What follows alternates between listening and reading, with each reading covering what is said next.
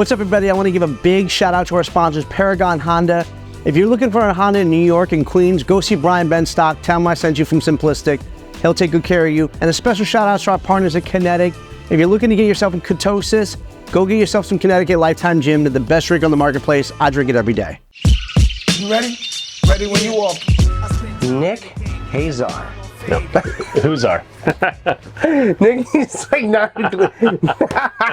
what a good intro, Nick Hussar. For those who don't know, Nick Hussar is the founder of OfferUp. I'm pretty sure you used to be the CEO too, right? Yep, but there's someone new running it. He's awesome. So, founder and ex-CEO of OfferUp, and we're from Washington? Yeah, Washington. Come here, I'm just curious. Can you tell me a little bit about why did you create this company? And by the way, welcome to Newport. Yeah. I know this is very odd to be on a podcast on a boat, but we want to do something a little different. So welcome. It's okay. It's Friday. My sister lives down here. We was get to connect with you, and before I know it, here I am. It's just life is serendipitous. We're on the back of a boat shooting a podcast. We were just like talking about company stuff, and I was like, "Hey, you want to do this podcast?" He's like, "Sure." So we kind of. You want to go sit on the boat? Okay. Are you purposely sitting up that straight to like? No. Yes, you are. I'm not. Yes, I'm not going to slouch. He's like, must talk normal.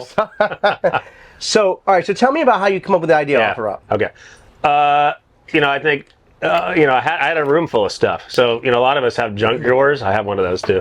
But I had a room full of stuff. My wife says she's pregnant. I'm like, this is awesome. I go into dad mode, try to clear out this room to be my daughter's nursery. And I'm thinking, kill me now, there's got to be a better way. And so I'm looking I reach for my pocket and I'm literally gesturing like, why can't I just take pictures of stuff? So that was literally the spark.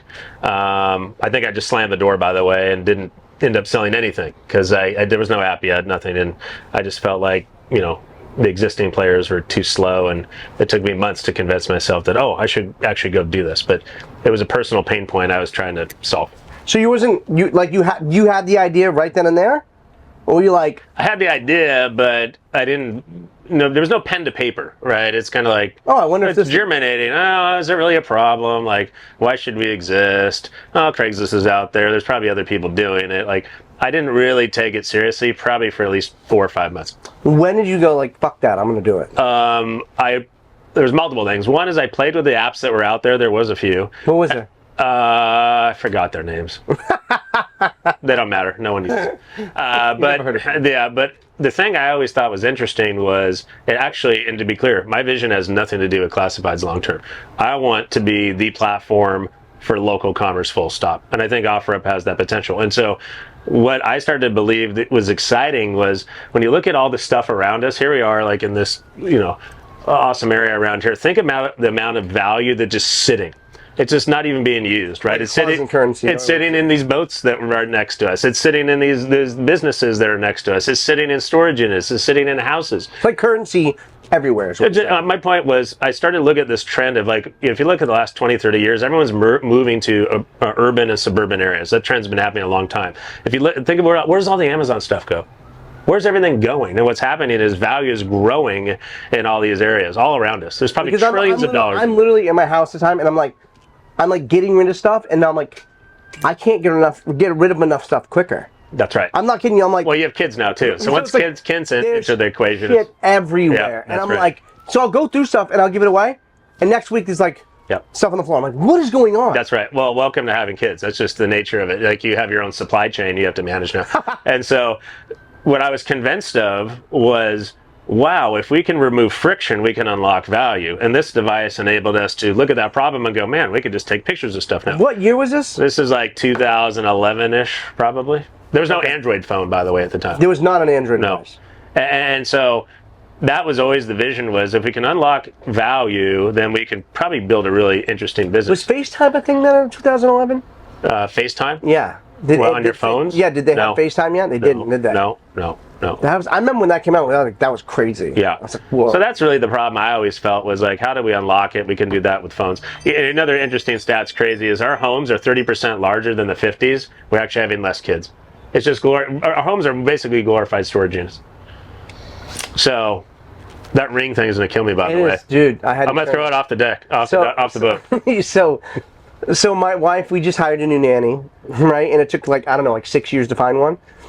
So every room in my house, I'm not kidding you, has a camera. And when people move from here to here, it's like, I've been hearing it all day. it's like, and I'm like, she's, no, you gotta leave it on.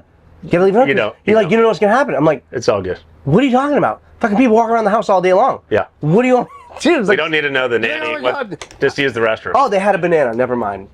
False alarm. False alarm. They're eating apples.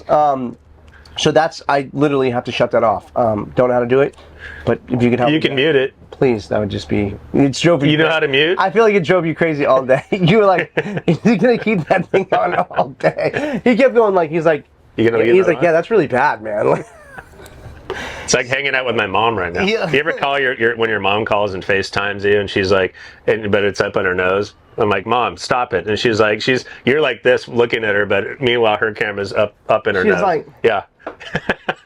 Exactly. so what are you doing today? I'm like, Mom, just back the phone away. Yeah. Exactly. Forgetting Sarah Marshall. Exactly. So okay, so you Yeah. you thought of the idea. Did you go to your wife and go, hey? And what were you doing at the time for work? I had a previous startup where I was literally living on an air mattress in my office. Those days are rough, man. I remember those. Those are rough days. And I had moved on from that company, and I was gonna go I was like, oh, I should probably get a job. I don't want to be a deadbeat dad that has a kid on the way. Right. So I had no income. My wife was working at So you've always Microsoft. been like an entrepreneur. Oh yeah, I started my first company when I was 22. So I've done. But this is just who I am. But yeah, so I didn't have. I had no income. Okay, that's fucking scary. I've been there. Yeah. I mean, like, and I always tell people, listen, when it comes to a startup or a company, there's like two modes of like living in. There's like absolute bliss. Yeah. Or complete terror. Yeah. I've never found there was like this in between. No. It's like you're either staring off the abyss or like Yeah. fucking high-fiving everybody. The way I draw it for people, I gave this. I was at UW last week, and I was a guest for somebody that was hosting an entrepreneur class, and he was asking, well, how do you think of these trade-offs between having a real job and being an entrepreneur? So look, just draw this curve over your life. If you're lucky, it kind of looks like, you know, you're getting better and better, and it just kind of looks fairly linear. If you draw the entrepreneur one, it looks like this. Oh, then but ideally, those lines diverge, and if you're really successful, it looks, you know, you're way up into the right in the end. But they're definitely, you know, extreme highs and extreme lows. And I think that's the case. You talk to most big companies, even ones that you would, you know, I know CEOs of companies that are public companies. You ask them along over the years, they felt like they were going to die all the time. Are you guys public? No, we're a private company. And I remember there's so okay, so you get out of this company. Yeah. You're like, I got this idea. You go to your wife. Hey, I want to build this thing. And she looks at you crazy. Like, how? Yeah. So that was an interesting conversation. So I'm out there, kind of looking for a job, and at this point now, my wife's starting to show, and I'm kind of out there starting to dabble with this idea. When it really became real, like wireframe, I was my wife was traveling for work in Paris, and I literally had 9 days. With nothing, I had no job, and so she's like, "You want to come with me?" I'm like, "Sure." So I had a notepad, a pen, and I rode one of those city bikes all around Paris, and I just explored Paris. But that is where the initial kind of wireframing, the name, and all that transpired, because I had a clean slate. And so a lot of times I'll tell people that I want to go do something or in between jobs, cherish that time, because that's when new ideas emerge, and you're like, oh, you can get after that. Like, and so that's kind of when I started doing that. I didn't tell her yet what I was doing until probably another month, and then I pitched her on the big screen. Like, I came home, I'm like, I got to show you something. And You put a deck together for her? I did. That was like 12 slides, and then For your wife? Yep. And I'm like 6 slides in. She's like, "This is the best idea you've ever had. You have to Really? go do it." And trust me, my wife's crapped on my idea. My wife shits Plenty on of- everything. She's like, yeah, you shouldn't do this. Yeah, that's a dumb idea. I swear to God, I'm like, I have this idea. She's like, yeah. Here's my thing. The only thing about that though, is like, if I'm dreaming, and the first thing you want to do is start telling me everything is wrong with it, I'm like, you gotta get away from me for a moment. I'm like, you need to leave me alone. Yeah, but you need your significant other Not to ground right you. then. Not when you're dreaming. Yeah, Just yeah. give me 5 minutes. Let me dream for a bit. Yeah. Let me dream and then shit all over it. Yeah, then crap on it. Yeah. So that's kind of. Yeah, so luckily she said yeah, and I said, okay, you know what you're signing up for, because starting any company, especially in the early days, is real rough.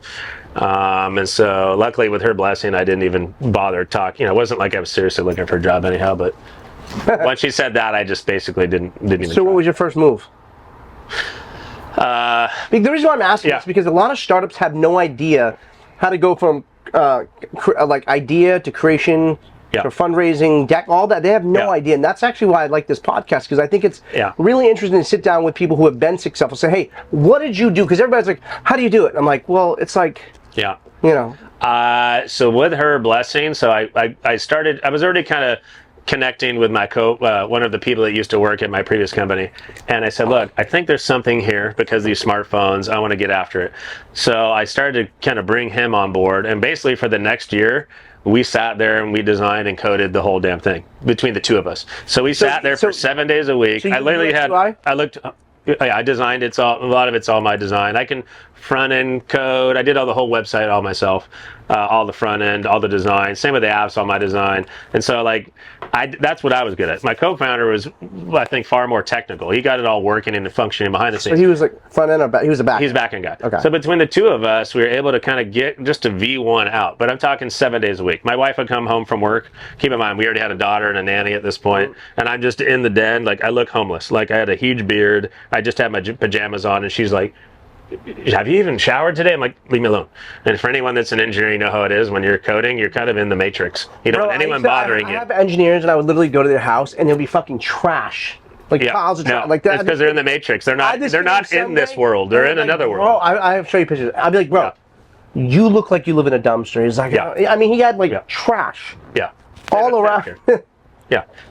Any engineer actually kind of looks like that, by the way. Lots of them look like that. But that's what they love doing. So I think, I don't know, but that was kind of the full year. The full year, we built a product. It took a full year. There's a lot of talking to people, a lot of just trying to figure out, get feedback. A lot of it was just literally pictures. I think some of the problems I find with people with ideas, like, okay, I'm not going to raise a bunch of money and all that. I'm like, no, you don't. Just go start to draw this stuff out a bit. So the first things we did before we started writing code was we literally mock things up, and I would just put screens on here. I put a flow on here, and I go, look, what do you think through this? And I'd show you, and you go, okay, great. No code. I literally just put the screens there. And so there'd be little things like you can do that with very little effort if you can learn how to design. But a lot of times I think the other thing that is a mistake for people that want to be entrepreneurs is everybody has the idea. But if that's all you got, then you're not going to build a company. You have to know how to go and you got to bring something more than the idea. Correct. Yeah. So you didn't raise money then? No. You did it yourself? Yeah. So once it was done, did you launch it or raise money before you launched it? We raised $100,000 with the first money in somewhere in that year. Mostly. So where'd you go? You just like asked somebody you knew? I was at like some networking events, so just networking, and I was pitching on like this PowerPoint, and one guy comes up to me. He's like, "Oh, I'll put in some money on this." I'm like, "Okay, well, I don't know." And then would you say that guy's the one who started and changed your life? Who's the guy? I think we changed each other's lives. He's done very well. I love that. You got him that early, right? Yeah, maybe good for him. He took a risk. What evaluation? We did it on like a convertible note, so it wasn't valued at that point. He just was taking. But he made out very well. He did very well, and so like he took a risk when no one else would. Right. And good for him. Like, so, by the way, so those are like early angel investors, right? Yeah. For those who don't know, like when you have a great idea and you can, most of the time, what I've always done is I actually don't do what you do. I like UX UI it, design this beautiful thing, put a deck together, then raise money because I go like, here's what it's going to look like, and then I go build it. But what you did is you just went straight to work, proved the concept, MVP, right? Yeah. And then raised $100,000, and then. And then it was about, okay, how do we get scale? And that was year 2, and that was living hell, because it was. You only raised $100,000 for a year? Yeah. Yeah, we would. Wow, we sipped on it. Like we would have conversation. By the way, so my co-founder had a kid just like I did, and his wife was starting a restaurant at the same time. See, I thought I was nuts. Like this guy was. This is good for him. Because like I can hear your women now like. Oh. This is crazy. We got kids. Like what? I always tell my wife that either it's a big hit and it's wildly successful, or it burns and doesn't work. But there's no middle ground. And I said, so I hope this works, because if these other scenarios, you're going to resent me for a while. And luckily, it's all worked out. But I think, in his scenario, it was nuts too. And we would sip on that $100,000. I'm talking like we'd have conversations like, I need money for groceries. But we were paying ourselves nothing intentionally, and that's the other thing I'd say: spend very little money in the beginning and treat every dollar like it lasts, because you don't know when that next check's coming. And so that's what we did. That was early days, and trying to get scale was really hard. And trying to get a lot of people to use it. Everyone thought we were nuts. Everyone's like, "Well, there's Craigslist. Why would I use this?" So, what was that defining moment where you're like, "Holy shit! Like this is really..." When somebody, who was that investor that came in? You're like. When you got to high five, like, okay, this is gonna work. So when we we started to get a lot of traction around Seattle, and we only stayed in Seattle. That was the other discipline. There was a few other startups that raised millions of dollars, and they went around the country. And my team's freaking out, and I said, look, they're going to go out of business.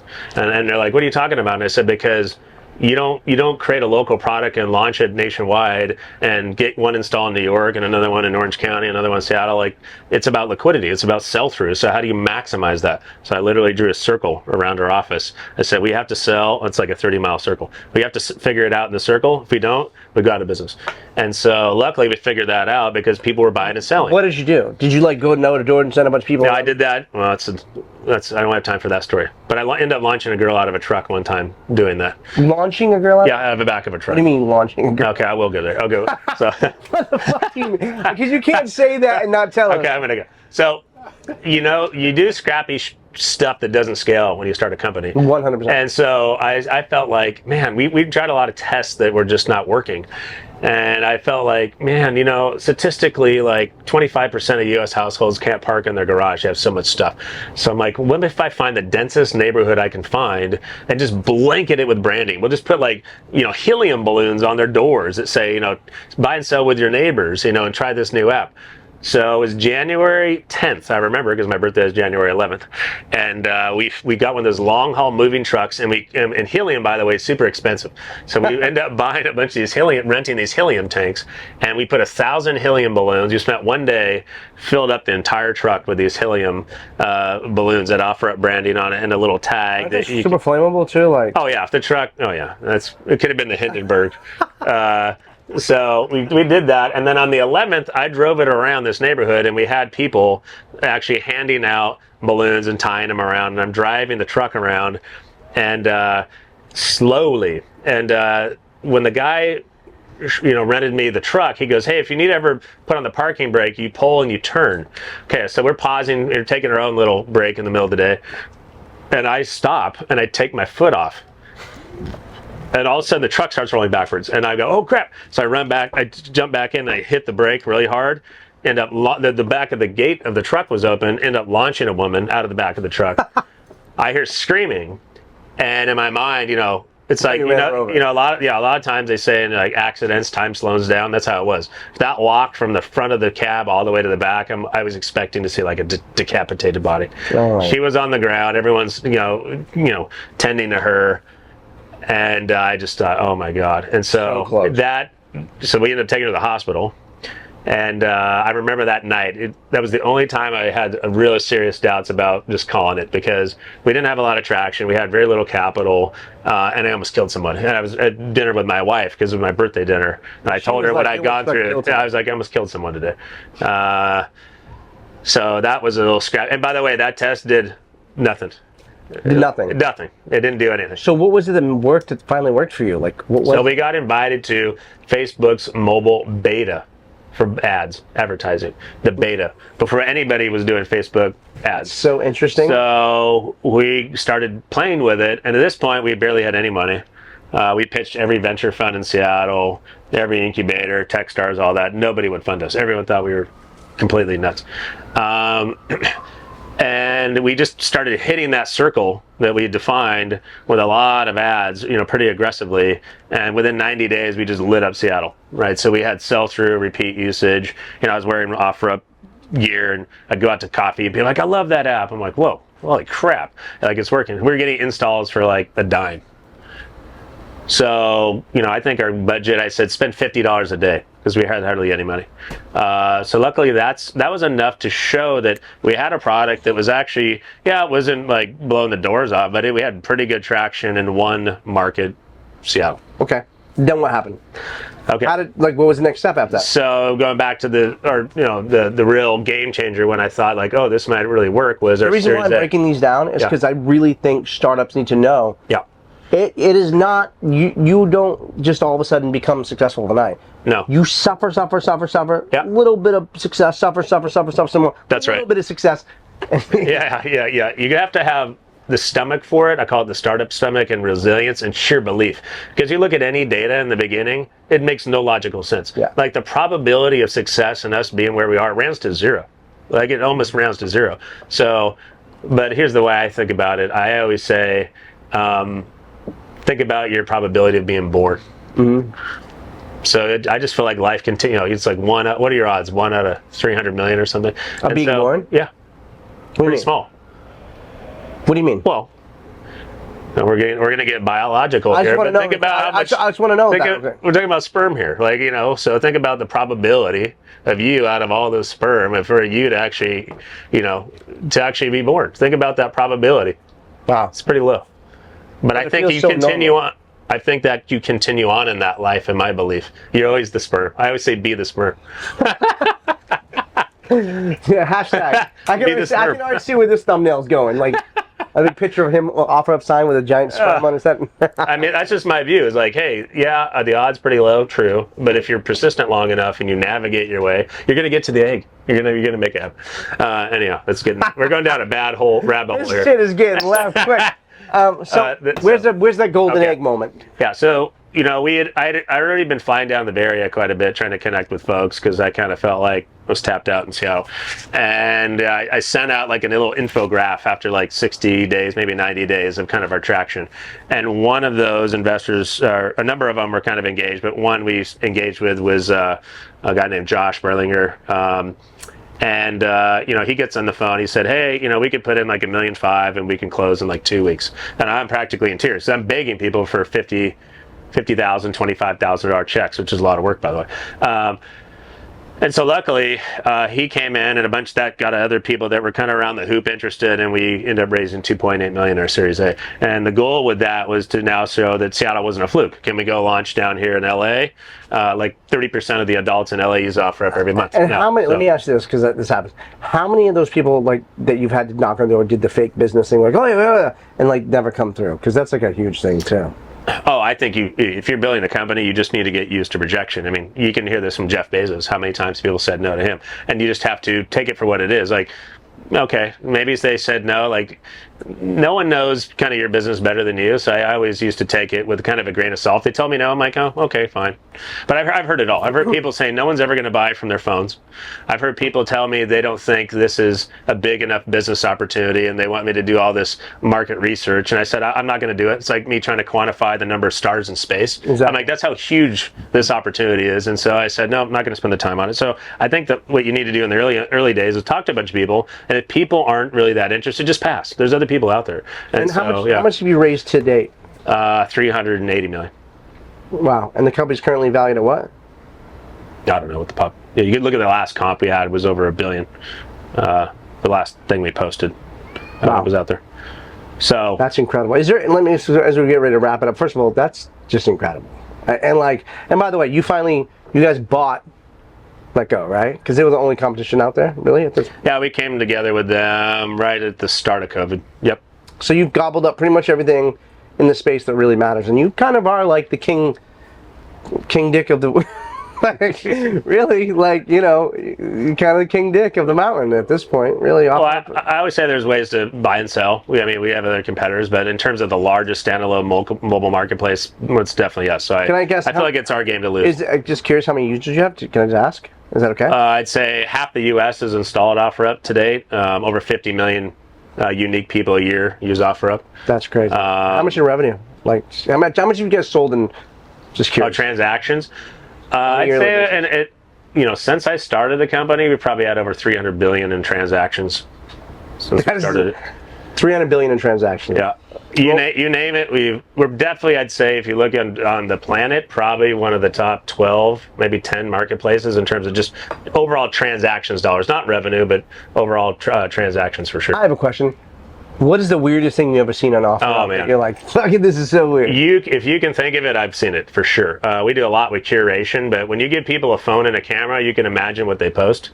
We're way better at that now. You won't see a lot of things, but drugs and things like that, that's all gone. Really? That won't see it anymore. But we didn't have a lot of curation early on, so it was kind of a free-for-all. But people have built companies off OfferUp. I mean, I saw the shoe kid who sell like a ridiculous amount of shoes from OfferUp. Yep. So they're like literally legit people building businesses off $1 million companies for sure. Amazing. Is there what advice, like, as we get ready to wrap it up, what advice would you give to an entrepreneur? Out of everything you've learned, if you had to say one thing, what would that advice be? I would say, one, it's not for everybody. I think most people shouldn't do it because they don't have, maybe they just don't, they just have the idea. They don't bring anything else to the table, or they're not willing to sacrifice and really get after it. So I think you need to know yourself, and are you willing to go all in and do it? And I just think also, I have a lot of gratitude where I am in my life now because I can pick and choose how I want to spend my time. I think had I worked at like a big company, probably not. Like I probably wouldn't be able to do that. Yeah. Like I'm taking a big trip for 4 months with my family in 3 weeks. We're traveling around the world in backpacks. Like Facebook offered me like $1 million plus to come run creators, and I was like, no. Because I'm not going to go work at Facebook. I'm good on that. No. No offense, Zuck. Love you. Appreciate everything you've done. Yeah. But I'm not going to work at it. So I think you got to know that about yourself. Like, are you okay with that? And that's fine. And that's a lot more predictable. I think the life of starting an entrepreneur is less predictable, but also you really control your time. Like I control every minute of my time now. And I really appreciate being able to do that. I love that. Thank you so much for coming by, bro. Yeah. Appreciate you, man. Nick, this is the man right here. If you don't have OfferUp, go download it in the App Store. It's available on iOS, Android, and I'm pretty sure it's available in every country, isn't it? Not just the US. Oh, just kidding. Fuck me. But thanks for tuning in. What's up, everybody? I want to give a big shout out to our sponsors, Paragon Honda. If you're looking for a Honda in New York and Queens, go see Brian Benstock. Tell him I sent you from Simplistic. He'll take good care of you. And a special shout out to our partners at Kinetic. If you're looking to get yourself in ketosis, go get yourself some Connecticut Lifetime Gym. They're the best drink on the marketplace. I drink it every day. You ready? Ready when you are. I spent time in the game, kept my mind on fame.